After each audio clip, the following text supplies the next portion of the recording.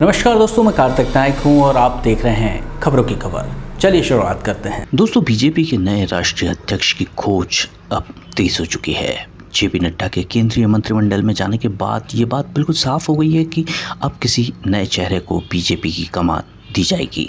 इस वक्त बीजेपी अध्यक्ष की रेस में कई ऐसे नाम चल रहे हैं जो काफ़ी ज़्यादा हैरानी भरे भी लगते हैं, जबकि कुछ नामों को लेकर कहा जा रहा है कि उन्हें पार्टी की कमान सौंपी जा सकती है।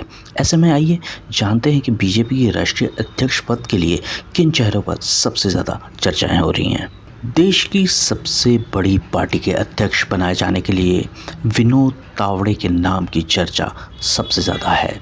नए पार्टी अध्यक्ष की रेस में सबसे आगे बीजेपी के महासचिव विनोद तावड़े का नाम चल रहा है। वर्तमान में वह बीजेपी के महासचिव हैं। महाराष्ट्र सरकार में मंत्री भी रह चुके हैं। तावड़े को बीएल संतोष के बाद सबसे ज़्यादा प्रभावशाली महासचिव माना जाता है। बीजेपी ओबीसी मोर्चे चीफ के लक्ष्मण का नाम भी बीजेपी के अगले प्रमुख के तौर पर राजनीतिक गलियारों में लगातार लिया जा रहा है। लक्ष्मण तेलंगाना से आते हैं। ये वही राज्य है जहां बीजेपी आंध्र प्रदेश के बाद दक्षिण में सबसे ज़्यादा ध्यान में दे रही है, इसलिए इनका नाम और भी ज़्यादा महत्वपूर्ण हो जाता है। बीजेपी अध्यक्ष की रेस में सुनील बंसल भी एक नाम है जो सबसे ज़्यादा चर्चित है, जो वर्तमान में महासचिव है। साथ ही साथ वह पश्चिम बंगाल, तेलंगाना और ओडिशा जैसे तीनों राज्यों के इंचार्ज भी हैं।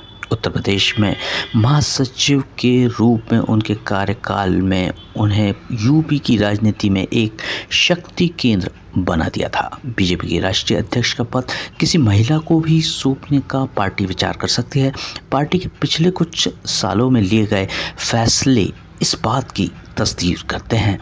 बीजेपी की वसुंधरा राजे सिंधिया को अपना मुखिया बना सकती है। हालांकि इस बात की पुष्टि तभी होगी जब सच में ऐसा होता है। इसका फैसला जल्द ही बीजेपी संसदीय बोर्ड की बैठक में होगा। बोर्ड की बैठक में पीएम के इटली से लौटने के बाद होगी। वैसे एक और नाम महाराष्ट्र की राजनीति से आगे बढ़ रहा है, वो है देवेंद्र फडणवीस का। तो देखना है आने वाले दिनों में कि पार्टी किससे अपना अध्यक्ष बनाकर ये महत्वपूर्ण काम सौंपती है। तो दोस्तों, ये थी आज की खबरों की खबर। देखते रहिए खबरी, क्योंकि खबरी की है हर खबर पर नज़र। नमस्कार।